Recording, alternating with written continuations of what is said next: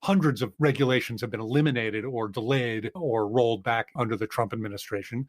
And there's an opportunity to put some of those back in place to accelerate new regulations on contaminants that have been delayed for now 4 years or longer, to restore protections for the waters of the United States, to pay more attention to the fact that there's still very large communities in the United States that don't have access to safe water and sanitation.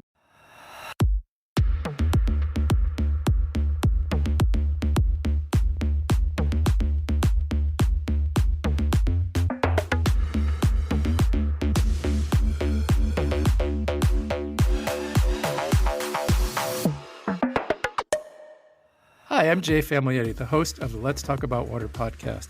This is a podcast about the future of our planet's water and why you should care. We're coming to you from the Global Institute for Water Security at the University of Saskatchewan in Saskatoon. As an American expat, I've been following the 2020 presidential election while buried deep in snow here in Saskatoon, which is great, of course, for recharging soil moisture and groundwater and feeding the South Saskatchewan River come spring. However, in contrast to the bucolic snow-covered plains here in Saskatchewan, in many ways, including environmentally, the run-up to the U.S. election was a tumultuous one. The campaign was interrupted by weeks of roaring wildfires in the West and multiple hurricanes that battered the Gulf and East Coasts. And all this was against a cultural backdrop in which many Americans developed a new awareness of the need to end systemic racism, including environmental racism. And a majority of Americans rank climate change as a key issue for policymakers to address. And all the while, the Trump administration continued with great success to roll back well over 100 environmental policies and regulations that have protected water, air, soils, forests, oceans, and, well, us for years. I'm relieved that Vice President Joe Biden won and is now president-elect. Biden has made his climate agenda clear. It is a top priority for his administration, and he wants to weave it into the fabric of all aspects of government, domestic, economic, foreign policy, and more. Clearly, President-elect Biden already has his hands full with the urgent need to better protect Americans from the raging coronavirus, but he's already taken clear steps towards implementing his environmental agenda, and today we'd like to discuss how he might move forward on water. To reflect on perhaps the most consequential U.S. election result in modern times and what it means for water, my friend and colleague Dr. Peter Gleick joins us from his home in California. Peter is the co-founder and president emeritus of the Pacific Institute in California, and his work there focuses on regional and global freshwater issues, including climate change, water and conflict, the human right to water, and a number of important water policy issues. He and the Pacific Institute have recently released a brief called Water Recommendations to the Next President, and together we're going to discuss what President-elect Biden means for water security and climate change strategies across the United States. Welcome to the show, Peter. Thanks very much, Jay. It's great to see and hear you again. So I'm curious, Peter, what was going through your mind when the election results started coming in on November 3rd? Perhaps as a scientist, it's no surprise. I favor politicians who understand and pay attention to science and who use science in policy recommendations and actions. I have to say, when the election results started coming in on the night of the 3rd, I turned off everything. I turned off my TV. I turned off my phone. I stopped paying attention to Twitter, which I pay too much attention to anyway, because the results made me nervous. And I waited and I tried to go to sleep, and I sort of slept the night of the 3rd and the morning of the 4th. And I got up in the morning and things looked a lot better. Yeah, I agree. So just to share with you, my wife and I were in the same boat. And just because we live in Canada now, we're still American citizens and we follow the news closely. And it was extremely stressful. Yes, I did vote by mail. And we were able to follow up and find out that they were counted. But yeah, it was really, really nerve-wracking, even though we were all prepared, right? We were all prepared in advance to know that the day of election was going to favor President Trump and that the mail-in votes would favor Biden. But it was so difficult to watch and scary because a lot of us who focus on climate and environment know that if President Trump was elected to a second term, it could have disastrous implications for climate and environment. So, what do you think a Biden win then means for water security and for climate change? Well, of course, that's a gigantic question. The simplest answer is it means a return to the use and value of science in making policy. If there's anything that, from my perspective, has been egregious about the last 4 years, it's the attempts to censor and discount and eliminate the use of science or even twist the use of science in policymaking. So that alone is worth everything to someone like me. It means more scientific representation on federal advisory committees. Scientists have been kicked out of many of those committees. Hopefully, it will mean a very prompt rollback of some of the efforts to eliminate regulations around water and climate and other environmental issues. You mentioned that in the introduction. Hundreds of regulations have been eliminated or delayed or rolled back under the Trump administration. And there's an opportunity to put some of those back in place, to accelerate new regulations on contaminants that have been delayed for now 4 years or longer, to pay more attention to the fact that there's still very large communities in the United States that don't have access to safe water and sanitation, something that's been ignored, again, for way too long, to restore protections for the waters of the United States. And so that's really encouraging to hear. And of course, we've already seen, to your point about opportunities for scientists to get back on important advisory panels. We're already seeing that with President-elect Biden's coronavirus task force, already communicating directly in the news about the severity of the situation, the realities about when a vaccine might be available, what that means for 2021. So that's really, really encouraging. So, you mentioned the rollbacks and I mentioned the rollbacks, and let's just set the stage a little bit for our audience, which is not strictly American. The Trump administration has rolled back so many policies and regulations rather quietly, I think. Can you talk about a few of those that you know about? Sure. So again, there are lots of them, but let me mention two on the water side that are really critically important. Again, for your audience, the United States has two major federal pieces of legislation around water. One is called the Clean Water Act, and that addresses industrial pollution and the protection of natural waters in the US. And one is called the Safe Drinking Water Act that protects the quality of drinking water. Uh, for the Clean Water Act, the major rollback has been an elimination of an effort starting in 2015 by the Obama administration to protect a whole series of watersheds and rivers and streams and ephemeral streams and wetlands that were not previously protected.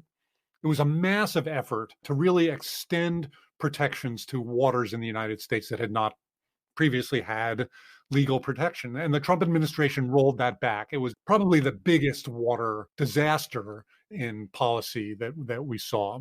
On the safe drinking water side for our tap water systems, probably the critical issue is the effort by the Environmental Protection Agency, which is responsible for our Safe Drinking Water Act regulations, to cancel or slow down regulating certain toxic chemicals that are not currently regulated. What we call forever chemicals, the PFASs, perchlorate, a terrible water contaminant, was scheduled to be added to the protection list, and that was delayed or eliminated.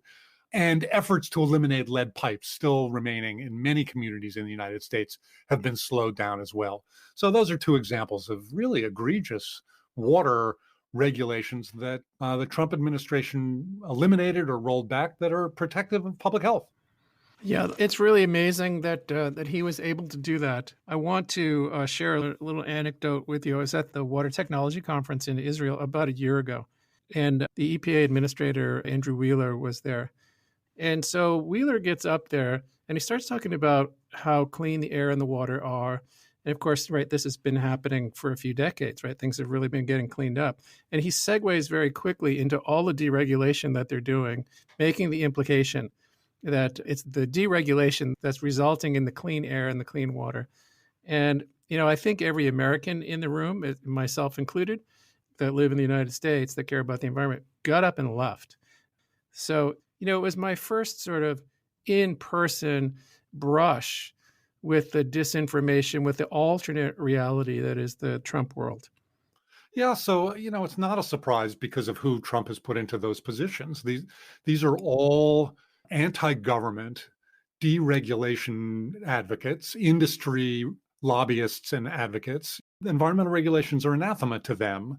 The idea that deregulation helps the environment or that the environment is already so cleaned up that we don't need these regulations anymore is just belied by the facts. But facts have never been a key element under the Trump administration. And I know. And this is the problem. And it's people like you and like me that have to go out there and tell the truth. So, again, I'm really glad you're on the program. You and your colleagues, Heather Cooley and Jason Morrison at the Pacific Institute, recently released a document called Water Recommendations to the Next President. What made you want to do that? the truth is, we do this every 4 years. The Institute is an independent, nonpartisan research institute. We were founded 33 years ago to look at a wide range of environmental, economic development, and political science issues focused entirely on water and basic human needs. And every 4 years, independent of whoever the president is or whoever the new incoming administration is, we try to offer some policy recommendations based on science for what the new administration might do on the water side. That was no different this year. And we made these recommendations not knowing who the next administration would be led by. We could have come up with a huge list, but we put them into 4 categories. The first category was the fact that there are still tens of millions of Americans that don't have access to safe, affordable drinking water and sanitation. The second is the issue of climate change and the role that climate change is playing in affecting water resources and will continue to play in affecting water resources. The third is the risk that water problems worldwide pose for U.S. national security and international security associated with the work we've done for a long time on growing conflicts associated with water. And then the fourth is a recommendation that the U.S. redo something we haven't done for decades, and that is create a national water plan. Put together a National Water Commission, create a national water plan that addresses broadly all of the challenges around water and strategies for moving forward on them. So, this access to water thing, I find it really, really troubling. You mentioned that tens of millions of Americans are without access to safe, clean drinking water. Can you tell us a little bit more about that? There are 800 million people around the world that don't have access to what we describe as safe drinking water. There are over 2 billion people worldwide that don't have access to fundamental sanitation services, which, again, you and I and probably all of your listeners completely take for granted because we're fortunate enough to live in the wealthier parts of the world. And yet, even here, even in the United States, there are millions of people who, turns out, don't have access to safe water and sanitation. Either their water is contaminated with chemicals, it's at a price they can't afford. They live in farm worker communities in the Central Valley of California that have water that's contaminated with nitrates or pesticides or other agricultural chemicals. They live on Native American communities that have never had adequate access to safe water and sanitation. And it turns out there are millions of them. There are millions of people in the United States that don't have access to what we consider safe water and sanitation. And that's frankly inexcusable in the 21st century. But it's also something that most people don't know about in the United States. Yeah, I agree. I think most people are surprised, and you've sort of indicated in your remarks just now that it's the marginalized communities, it's the poor, it's the communities of color that bear the brunt of this. And do you have any recommendations for the incoming administration on how to deal with this particular aspect? Yes. So again, the water recommendations, there's been a lot of talk about investment in infrastructure, in the need in the United States to put money into infrastructure.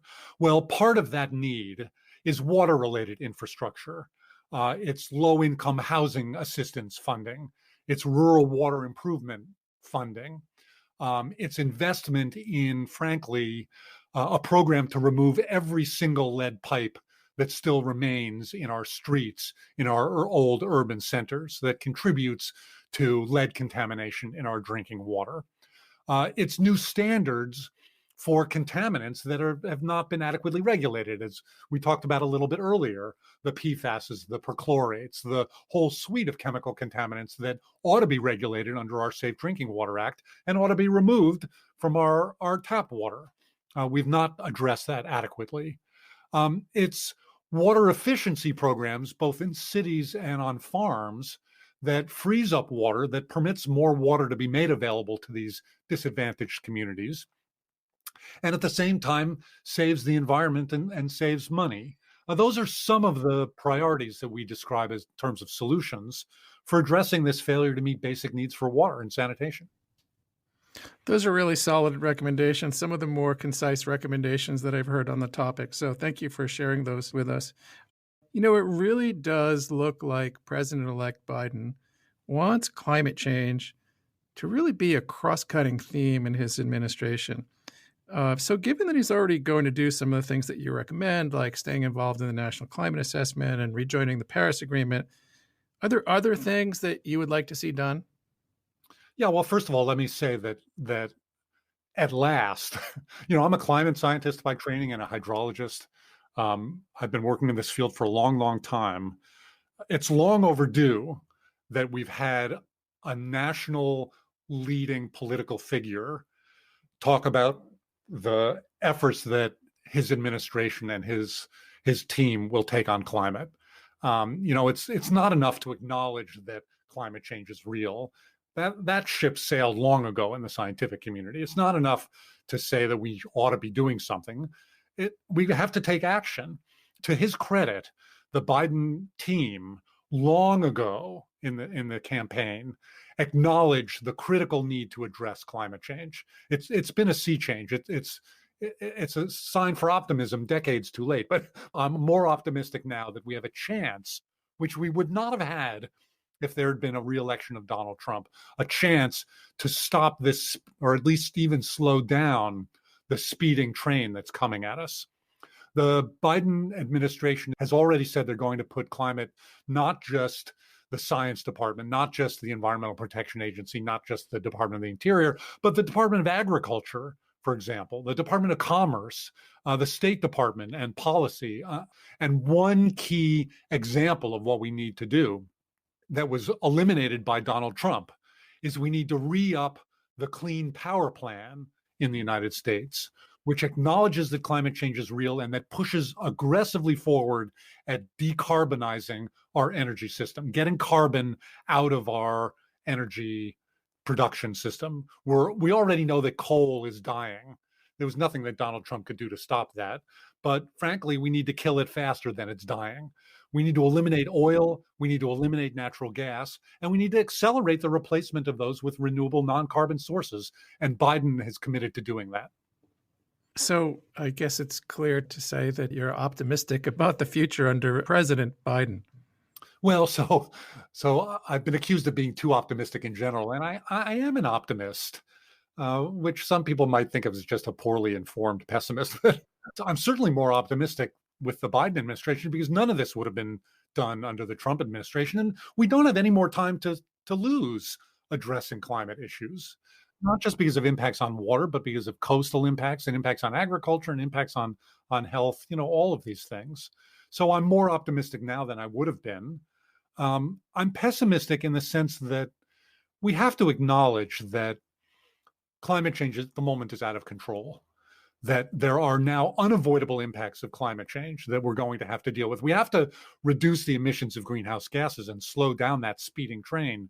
But we're also, unfortunately, in a position now we have no choice but to also look at the unavoidable impacts of climate change on our environment, on our water systems, on our agriculture, on our coasts, that the failure to act decades ago means those impacts are here.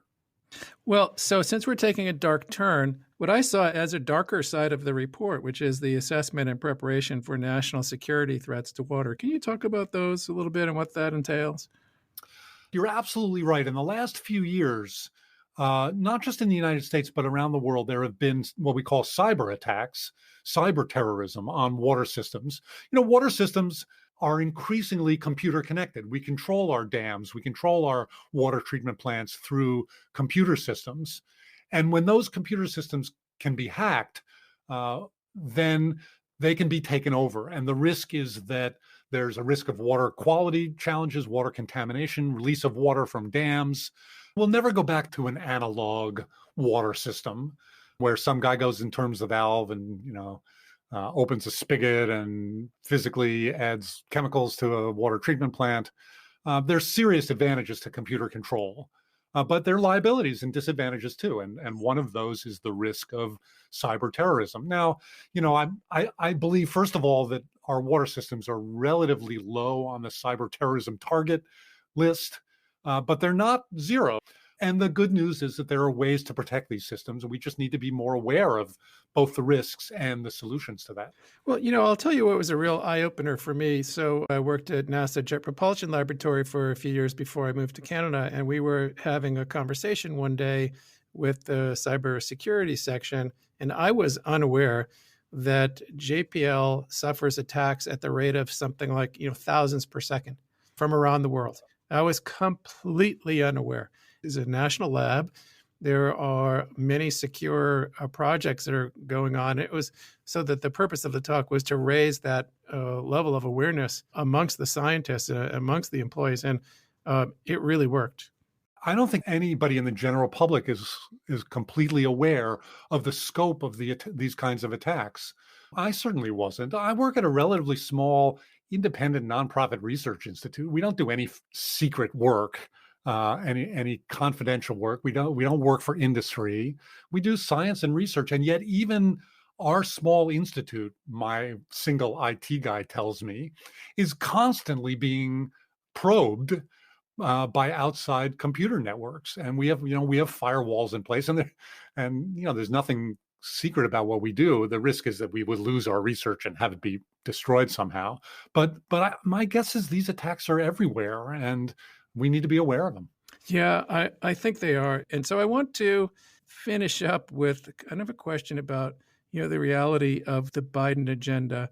He's going to have so much on his plate with the virus, with healthcare, with race relations. We know climate is important. I'm concerned about, say, some of the water quality issues. I think the climate-related water issues will probably get swept into and maybe well addressed by the climate agenda. I'm concerned about the water quality issues that we've discussed. And the other thing I'm concerned about is, what happens if the Democrats don't win those 2 Senate seats that will be run off in January, which would effectively yield a tie in Congress, in the Senate, and one in which Vice President-elect Harris, who's a Democrat and of course supports the climate agenda, would preside over. So what are your thoughts on those things? Well, you laid it out pretty clearly. If the Democrats don't win those 2 Senate seats that are still up, then control of the Senate will remain in Republican hands, and that will hugely hinder the Biden administration's ability to get legislation through. Now, it's entirely possible that there are enough moderate Republicans in the Senate that Biden will still be able to pursue some sort of a legislative agenda, especially on the environmental front, which has much broader support. But even without the Senate, just getting qualified people back into the departments of the Department of the Interior, the Environmental Protection Agency, the science agencies, that alone will be an enormous positive impact that doesn't require the Senate, doesn't require Republican cooperation. There are other things that the president can do as an executive in terms of rolling back some of the worst changes of the worst negative changes of the Trump administration. So I'm cautiously optimistic that we'll be better off. I'm enormously optimistic that we'll be much better off than if we had another 4 years of Trump. But it will remain to be seen how much can actually be done. Again, just on the positive side, every opinion poll in the United States shows that the public really cares about water, that the public is increasingly really aware of the climate challenge. And as with politics, first you need to bring the public along, and then sometimes the policymakers follow. Peter, I think that's a very optimistic note on which we can wrap it up. Peter Gleick is the co-founder and president emeritus of the Pacific Institute, a nonprofit research institute in California that focuses on regional and global freshwater issues, including climate change, water and conflict, water policy, the human right to water, and much more. Peter is a MacArthur Fellow, a member of the U.S. National Academy of Sciences, and a winner of the 2018 Carl Sagan Prize for Science Popularization. And he's the author of many scientific papers and a dozen books, including The World's Water, Bottled and Sold, and a 21st Century U.S. Water Policy. He's also the lead author of the Pacific Institute's recent policy brief, Water Recommendations to the Next President. You can find the brief and learn more about Peter and the work of the Pacific Institute at pacinst.org. That's PACINST.org. Thanks very much, Peter. Great to talk to you, Jay. Thank you.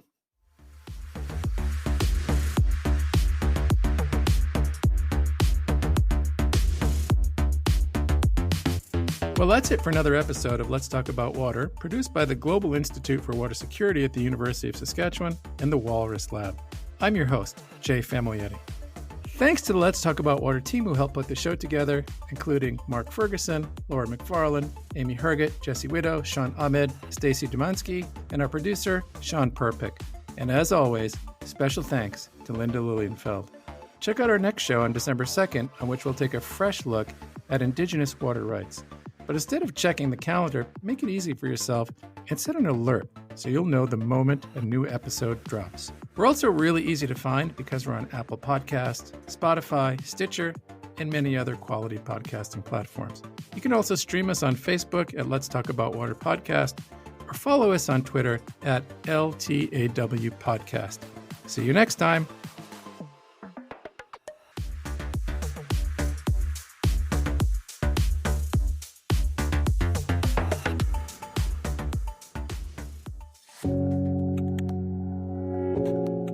Got 10 minutes? We know you do, especially for thought leaders like Biff Naked, Margaret Atwood, Desmond Cole, Amanda Paris, Andre Picard, and the list goes on and on. The Conversation Piece is a new podcast from the Walrus. Subscribe today and get new perspective delivered on the Acast app, Apple Podcasts, Spotify, and Google Play.